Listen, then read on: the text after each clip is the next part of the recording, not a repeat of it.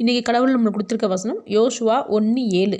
என் தாசனாகிய மோசே உனக்கு கற்பித்த நியாயப்பிரமாணத்தின்படியெல்லாம் செய்ய கவனமாய் இருக்க மாத்திரம் மிகவும் பலன் கொண்டு திடமனதாய் இரு. இந்த வசனத்தை கொண்டு கடவுள் நம்மகிட்ட என்ன சொல்கிறத பார்ப்போம்.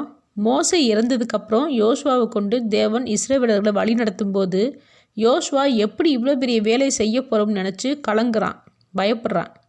அப்போ தேவன் சொல்கிறாரு, நான் உனக்கு என்ன செய்ய சொன்னேனோ அதை மட்டும் செய்ய கவனமாக இரு, மற்றதெல்லாம் நான் பார்த்துக்கிறேன், பயப்படாதுன்னு தேவன் சொல்கிறாரு. நாமளும் இன்றைக்கி என்ன செய்ய போகிறோம், எதிர்காலத்தில் என்ன பண்ண போகிறோம்னு நினச்சி பயப்படுறோம்.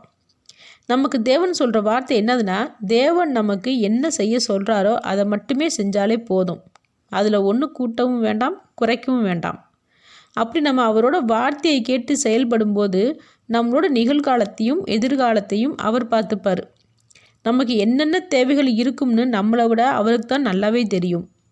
நாம் அவர் சொல்ல கேட்டு நடந்தால் மட்டுமே போதும். நம்மளை பற்றி நம்ம யோசிக்க தேவையில்லை. சகலத்தையும் தேவன் பார்த்துப்பார். ஆமேன்.